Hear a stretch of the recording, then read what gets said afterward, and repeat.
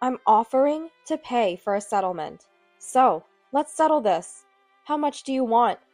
The moment she entered the hospital room, these shocking words left me momentarily dumbfounded. What did you say? Nellie, what did you just say? It's exactly what it sounds like. What do you mean? Please answer me. The cruel treatment we had endured, which could have turned into a major issue if not handled carefully. To think she would offer money for a settlement after such an act. How much more must she belittle me? No, us, before she's satisfied.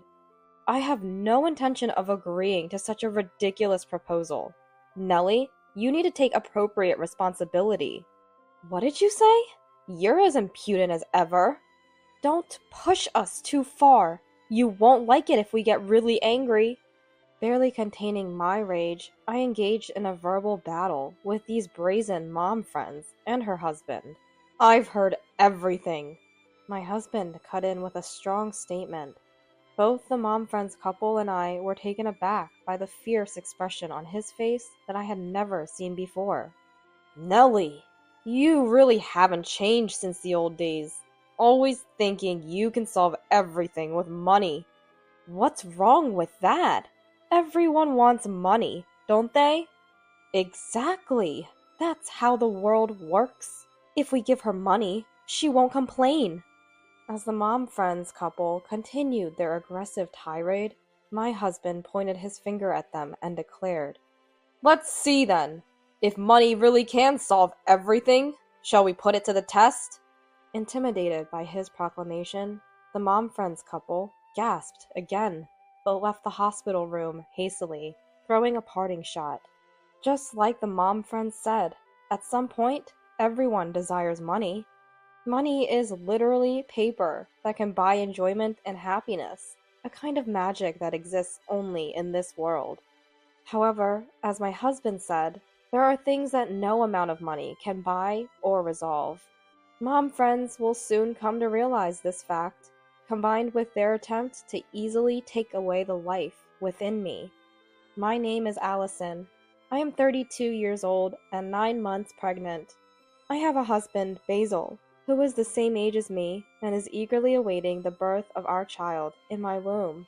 We wish to welcome the birth of our child peacefully, but reality isn't so accommodating, because there are people who are not happy about the birth of our child. The person causing this trouble is one of the mom friends, Nellie, a rotten connection from our high school days. Nellie, a senior of mine and Basil's in high school, came from a wealthy family that owned a major resort company. She was beautiful, academically and athletically talented, making her a Madonna-like figure in high school. However, spoiled by her parents since childhood, she grew up to be extremely selfish and attention-seeking. Her tendency to use money to get whatever she wanted made her infamous in a bad way. Nellie had her sights set on Basil. She made aggressive confessions and repeatedly flaunted money to get him to be her boyfriend. Basil, weary of Nellie and genuinely fond of me from the start, chose me over her. This did not sit well with Nellie, and from that moment, I became her target. You! A plain Jane like you doesn't suit Basil. Give him to me. Now! Right now! But, Nellie, I'm prettier than Allison, Basil. Look, I've got money, too. Nellie, could you please stop that? So, during high school, Nellie harassed me with both words and money. I consulted teachers many times, but even they were silenced by Nellie's money-driven influence. Until Nellie graduated, Basil and I did our best to avoid provoking her. After her graduation, we didn't know what happened to her, but she stopped bothering us. We thought we had finally gotten rid of her, never imagining that this past would play a significant role in the current situation. Years later, when I thought we would never see Nellie again, she reappeared in our lives unexpectedly. Well, if it isn't Allison and Basil. I thought I wouldn't see you two poor folks for a while, and here you are, acting like you've got a proper family. Nellie, too, was married with a husband, Dee, and had children. Still living a lavish life, she and her family were draped in flashy, expensive brands, driving around in a high-end car. She behaved just like in high school, flaunting money among other mom friends, and even handed out cash as pocket money, forcing it on them. Most mom friends refused to take her money, but some, blinded by greed, accepted it and became her puppets. Using these bribed mom friends, Nellie began to harass Basil and me. Allison, your outfit is as plain as ever. Haven't you been able to buy proper clothes since school days? Don't you dare walk proudly in front of me, you plain, poor thing. That side path is more fitting for your walks. This upscale cafe isn't a place for poor people like you and Basil. Here's some pocket money. Go have lunch at a common restaurant or diner instead. In this manner, Nellie continued to criticize Basil's and my appearance and behavior, and harassed us, just like in high school, by flaunting her money. The likes of her get more excited and pushy if you engage, so let her be until she tires of it. Initially, I wanted to argue against Basil's advice, wondering when she would tire, but I quickly swallowed those thoughts. As Basil said, engaging with such people only fuels their amusement and escalates their harassment. So we decided to deal with Nellie's harassment with minimal response. Then I became pregnant. When Basil learned of the pregnancy, he was genuinely delighted and declared his strong determination to be a father who wouldn't be ashamed. His resolve made me feel the need to live as a mother and as a person in a way that wouldn't be shameful for the child we were about to bring into the world. I just hoped Nellie wouldn't do anything, but reality wasn't so kind. 9 months into my pregnancy, while returning from shopping with my enlarged belly, I unfortunately ran into Nellie. "Oh, Allison? You've gotten quite fat since I last saw you.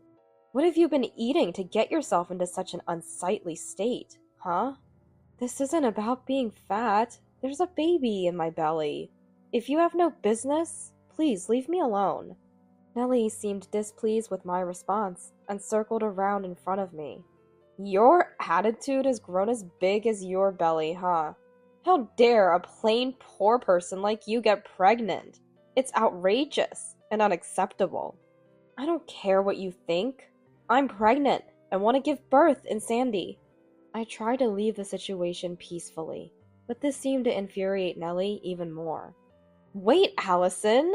You've become too arrogant for your own good." As I hurriedly tried to leave, Nellie chased and grabbed me from behind. In the scuffle, her right arm, swung with momentum, hit my belly hard. I fell to the ground with a thud. I was left in pain, crouching on the spot. "My belly, it hurts! Help! Someone!" In my fading consciousness, I reached for my mobile phone in my pocket and hastily contacted Basil. To Basil, "Basil, the baby's in trouble." Leaving only those words behind, I lost consciousness.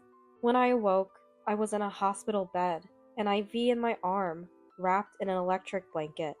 "Allison? Good, you're awake?" Familiar voices came from nearby. Turning my head, I saw Corey and Sandy, mom friends I was close with, beside my bed. "What happened to me?" "Oh, right, the baby?" "Don't, Allison. Don't strain yourself. You need to rest." I tried to sit up, but a sharp pain in my abdomen forced me back down. Corey and Sandy gently eased me back onto the bed. I was shocked to see my previously swollen belly now much smaller. After calling a nurse, I learned that I had gone into labor due to the incident and had an emergency C-section. The baby, still small and in an incubator, was healthy and unharmed. Basil, who had rushed from work after my call, was fuming with anger. After talking to Corey, Sandy, and my doctor, who had fortunately been nearby and called for help, I decided to rest and recover before visiting the baby, following Corey and Sandy's advice. But the next day, an unbelievable visitor came to my room. Nellie and her husband Dee, the very people responsible for my hospitalization. "You, Nellie? How dare you show up like this? What are you doing here? Corey and Sandy, who had come to visit, glared at them, but they ignored them and approached my bed. Their entrance and attitude, after what they'd done, were incredibly rude. I frowned in disbelief. Then the outrageous couple threw a shocking proposal. Let's cut to the chase. How much do you want? What? We're offering to pay for a settlement. How much do you want? My mind went blank, and I felt a chill. What did you say? Nellie, what did you just say? It's exactly what it sounds like. So what do you mean? Please answer me. After what they did to me and my unborn child, they think they can settle with money? How much more will they belittle me? Us? I have no intention of agreeing to such a ridiculous proposal. You, Nellie, need to take appropriate responsibility. I firmly refused, and Nellie and Dee responded with every insult they could think of. What? You're as impudent as ever. Don't make us angry. You won't like what happens if you do. There's nothing impudent about it. It's you who need to stop making a joke of us and taking us for fools. That's right, Nellie. Do you even realize what you've done? It could have been a serious matter if something went wrong. Nellie, there really was a baby in Allison's belly. You carelessly endangered both her and the baby. What are you talking about? We're trying to settle this with money. Aren't you grateful? You people. Didn't your parents teach you to know your place? We're saying let's settle this. Before we get really angry and make a big deal, just agree to the settlement. Corey and Sandy, backing me up, spoke out forcefully, but Nellie and Dee, angered, hurled insults at us all. In the midst of this loud argument, the door to the hospital room suddenly swung open. I've heard everything. Basil, with a calm yet intense voice, intervened. Corey and Sandy turned to Basil, surprised. Nellie and Dee, not expecting Basil to arrive, and confronted with his serious anger for the first time, were suddenly intimidated. Even I, having never seen Basil truly angry, was taken aback, along with Corey and Sandy. Basil walked up to Nellie and Dee, speaking quietly but forcefully. Nellie, you really haven't changed since the old days, always thinking you can solve everything with money. What's wrong with that? Everyone wants money, don't they? Nellie blanched at the direct confrontation. Indeed, everyone wants money, and I won't deny that.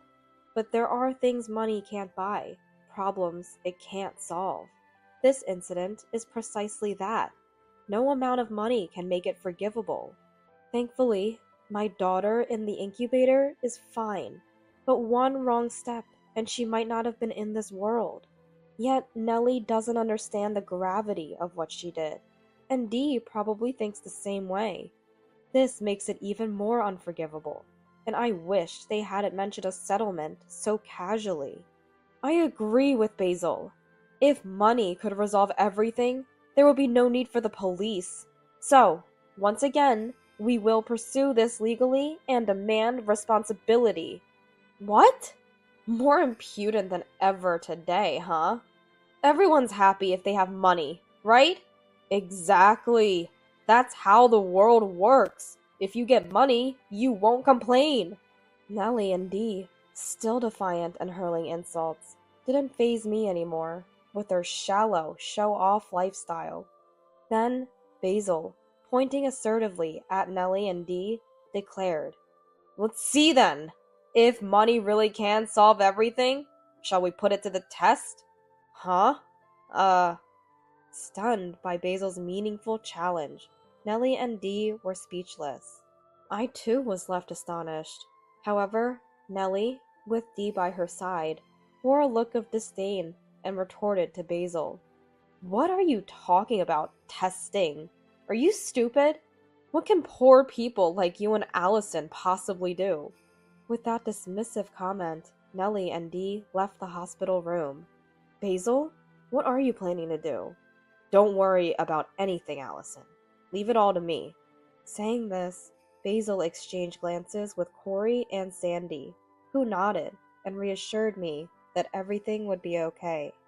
Confused and still recovering from the surgery, I found it too difficult to argue or talk any further. So I decided to trust Basil and let him handle things, choosing to rest and recover instead. The next evening, Nellie stormed into the hospital again, visibly enraged. Are you there? I know it's your doing. Stop hiding and come out, you cowardly plain woman! Outside my room, Nellie argued with the nurses, yelling incomprehensibly. Basil, arriving for a visit after work, saw the commotion. What's going on now? Showing up at the hospital and causing a scene? Are you okay? He calmly asked. Nellie, redirecting her anger at Basil, snapped back. This mess at our house since yesterday? It's all your and Allison's doing. Bringing the police and lawyers into a simple mom-friends dispute. What were you thinking? Just a dispute, huh? Sleep talk should be saved for bed. Dealing with a crazy woman like you needs an effective approach. What? Explain yourself at the police station. This is disturbing the other patients. As Basil dismissed her, Nellie continued to shout and tried to approach my room, but was soon restrained by security guards, who had apparently arrived behind her. They escorted her out, her voice fading away. Then, the sound of sirens and more shouting indicated she was likely taken away in a patrol car Basil or the hospital had called. That night, incredibly, Dee called me. I'm divorcing that woman, and I won't bother you again. Don't drag me into this anymore. His sudden call, full of inexplicable and selfish remarks, was astonishing. A wife like her? A husband like you? I'll hear the details later. Please stop bothering me with your nonsensical and selfish claims. After he shouted something more, I hung up without a word and blocked his calls, finally embracing the peaceful rest I needed. Later, I learned that Corey's husband is a police officer, and Sandy's husband a newspaper reporter, both good friends of Basil and in close contact. After the hospital incident with Nellie and Dee, Basil immediately sought their help, and they agreed to assist. Corey and Sandy, also fed up with Nellie's behavior, offered their support for my revenge.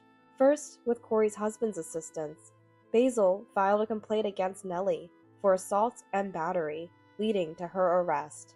Subsequently, through lawyer Sandy, a discussion ensued, but Nellie shamelessly insisted she was not at fault. Corey countered this by presenting a recording of the conversation in the hospital room as evidence. Given Corey and Sandy's eyewitness testimonies at the scene of the assault, Nellie was found guilty and ordered to pay a substantial amount in damages. Sandy's husband reported the incident to his newspaper, and its publication not only impacted Nellie, but also her family's business severely. Furthermore, Nellie's parents, out of love for their daughter, had embezzled company funds to cover up her numerous misdeeds, leading to a loss of company credibility and financial distress. Dee, who had been misusing Nellie's financial influence at his company, was not well regarded by his colleagues. Eventually, word spread among his co-workers, and Dee was met with cold stares and whispered conversations. This led to the HR department deciding to transfer him to a regional office. Later, Nellie divorced Dee, and her parents abruptly disowned her, taking custody of their 2 children.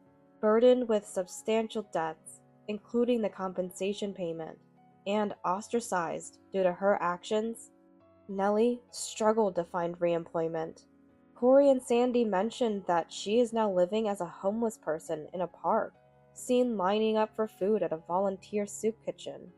Dee, unable to bear the cold treatment and rumors, resigned from his company and fled. He was last seen boarding a plane to a remote location, and his whereabouts remain unknown. Several months after the incident, I was discharged from the hospital with my newborn daughter.